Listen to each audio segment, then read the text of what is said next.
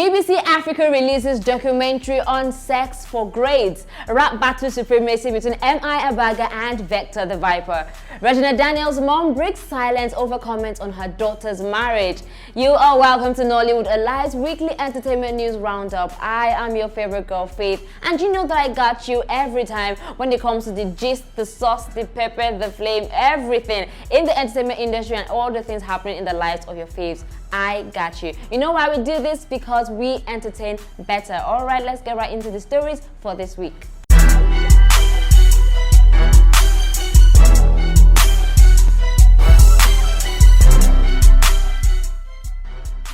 There has been an uproar on social media as BBC Africa confirms and uncovers sexual harassment stories by lecturers who were secretly recorded sexually harassing female students in universities in two West African countries, Nigeria and in Ghana. There has been an uproar on social media as BBC Africa confirms and uncovers sexual harassment stories that has been happening in universities by some lecturers who were secretly recorded sexually harassing female students in two West African universities, one in Nigeria and the other one in Ghana. Two lecturers are the case study in this documentary. First, we have Professor Boniface, who is a lecturer and a pastor. He is a lecturer at the University of Lagos, popularly known as UNILAG, and Dr. Paul Gyampo, who is a lecturer at the College of Education in Ghana. BBC Africa has been investigating the sex for grades issue that has been going on in the tertiary educational system in Nigeria and even beyond, where in this case the female students are the prey and the lecturers are the predators. A journalist went undercover as a 17-year-old seeking admission and went to Dr. Boniface's office to ask for assistance. Now, a simple plea of help turned into a series of visits demanded by Dr. Boniface from the student. Although he did not know that he was being secretly recorded, he continued to ask for visits until he came out straight saying that he wants relations with the students. He used a certain word, the cold room experience, used for what lecturers do to students in exchange for good grades. While that investigation was going on in Nigeria, another Africa Eye team were in Ghana investigating Dr. Paul Gyampo, who apparently has been complained about by a lot of students on his sexual escapades. In this situation, he was telling the student, the journalist undercover as a student, that he wants her to be his girlfriend and he would be her side boyfriend. Really? In a statement by Taiwo Oloyede, the principal assistant registrar announced the closure of the cold room and the suspension of Dr. Boniface. However, the University of Ghana has said that they can't take actions on this issue because there isn't physical evidence of Dr. Paul Gyampo sexually harassing a student. But they said that he will be disciplined for inappropriate conduct in the university. At least I think that is a step in the right direction. Now, a lot of celebrities have come out to talk about this sex for grade issue. We have Seun Kuti talking about, ASU coming up to stand up for students, because ASU always wants people to stand up for them whenever they're having issues, and so they should also rise up to the occasion. He also called out the Minister of Education, saying that what role is he playing in such a situation, in such a time as this. Also, we have Betty Irabo, the prolific editor, who was literally cursing people, trying to justify the sexual harassment of these lecturers, saying that the girls were the ones dressed inappropriately, thereby tempting the lecturers. Our First Lady Aisha Buhari talked about this issue, saying that these people should be brought to justice, and Abike Dabiri, the chairman of the Nigerian Diaspora Commission, also talked about this case, saying that more people should come up and talk about this and that these people should just be brought to justice. This story is a really sensitive one, and it's good to see that people are finally standing up to the rights of the woman, and this is a really huge story, so we'll bring you more updates as the story unfolds. Now to the rap battle between M.I. Abaga and Vector the Viper. The Nigerian music space has been on fire during this weekend over the rap war between M.I. Abaga and the Lafayette crew Vector. Vector. Vector released a diss track titled The Purge on the 20th of September 2019, and barely 7 days after the release of The Purge, he released another apparent diss track titled Tetracycline. MI, who was obviously unable to hold it any longer, released The Viper, which is a response to Vector's diss tracks The Purge and Tetracycline. MI directed the Viper himself, which is an expository to the bad blood that has been existing between the both of them for a long time now.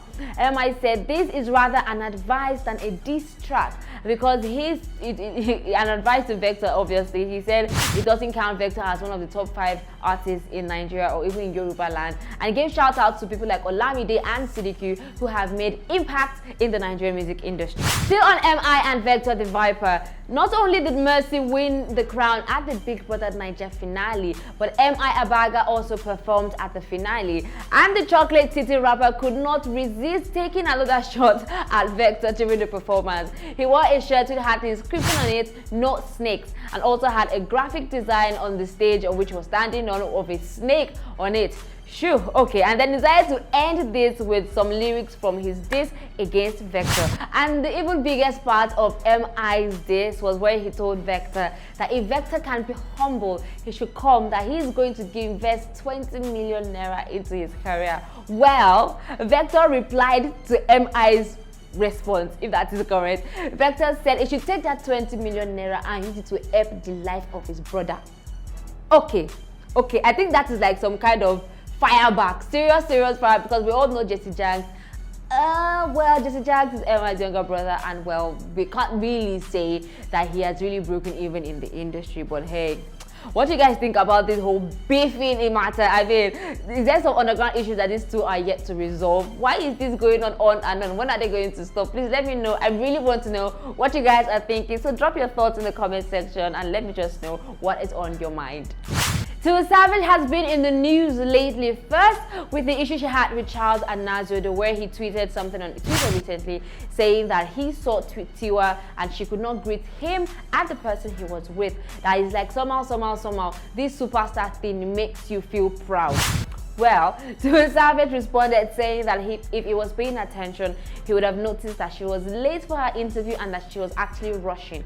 And she's also happy that she did not even greet him, because who the hell is he that he could not greet first?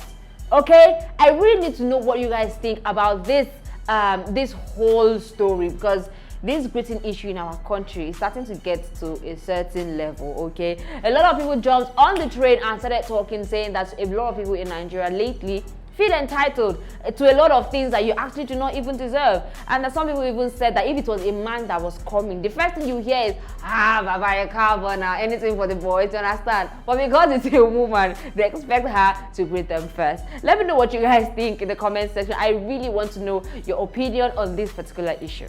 Still on Tiwa Savage, a video was leaked recently from City FM, and three ladies who are allegedly presenters at the radio station were seen discussing female musicians and basically just saying bad things about female musicians in Nigeria. They were talking about Tiwa Savage in particular, and at some point also mentioned Yemi Alade. Well, Tiwa Savage did not hesitate to respond, saying that are these women not supposed to be the gatekeepers who are supposed to be promoting women, supporting women, who are supposed to be promoting the female agenda and women just being power women in general? But these are the things they are saying about women. Well, she said that, well, I hope you can keep up this same energy when you see me. Yemi Alade also responded, saying that she's actually not angry because they did not offend her, that she's just concerned about their mental states, that how can people so wounded in mind and poor in spirit be in a position to influence people's mind, promoting justice, speaking to millions of people and educating them. And she says she just feels that they need redirection and retraining. That is a lot, actually. I mean, social media these days, people are just coming with different things from different angles. So let me know what you guys think about this video that was leaked and things that were said. Basically, Yemi Alade's response, Tiwa Savage's response. Let us know what you think in the comment section below. Regina Daniel's mom reacts to birthday backlash. Regina Daniel recently celebrated her birthday, and a lot of people, started commenting because she revealed her age, saying that she's finally 20. Now, people started saying that she's 20 and that she got married to Methuselah. Well, Her mom, in an interview with BBC Pidgin, finally came to the defense of her daughter, saying that her daughter has always told her right from a very, very young age that she wants to get married early, and that she told her mom that she's absolutely in love with this man, and that was why she decided to marry him. She said, "You people just think that this girl is small. She's young, but that she's old because she has wisdom, she is smart, and that most people that are even older than her do not have the kind of wisdom and intellect that she has." And she said, "You that you're married to someone that is younger than you in your house and you're having issues, what is the difference between you?" And that she is obviously happy with the man that she got married to. Regina Daniels absolutely seems unbothered with this old comment and issue, as she posted a picture of her and her husband, a lovey-dovey picture on Instagram, and captioned it, "Sometimes someone walks into your life unexpectedly, takes your heart by surprise, and changes your life forever." That is just the killer caption. I mean, she's in love, she's enjoying her marriage, so everybody should just be at peace. Come on, you guys. Happy birthday to Regina Daniels. Many, many more years and a happy married life in continuity, if that makes sense. Alright, finally the biggest reality show in Africa has come to an end. Big Brother Naija Pepper Dem Season 4 has come to an end, and the winner is Mercy. If you remember, on the eviction night, there were 5 of them left standing, and they were evicted one after the other, starting from Sheyi to Mashola to Fraud, leaving Mercy and Mike as the top two standing in the house. And then it was announced that Mercy is the winner. Congratulations to Mercy on this really, really huge one. And she won 60 million naira, 30 million naira in cash, an SUV from Innocent Motors worth 25 million naira. She has also won a trip to Dubai for 2, packaged by Travel Better, a home makeover courtesy of Scan First, a year's supply of Pepsi, and 1 Africa First VVIP experience, a year's supply of Indomie noodles and Munchit, and a brand new Oppo mobile phone. She has also won 2 VIP tickets to watch a European football final game live, courtesy of Bet Niger. That's a huge one for Mercy. Congratulations to her. We expect her to keep dishing us the pepper and the sauce, everything from the Pepper Dem season. We don't expect it to end at the grand finale of the Big Brother Naija show. Congratulations to Mercy once again, and we await all the glory that you are yet to show us and deliver to us. And we're also hoping that the Mercy and Ike ship sails really peacefully. So yeah, we're gonna be watching. We're gonna be watching. Big Brother's eyes are always on. All right.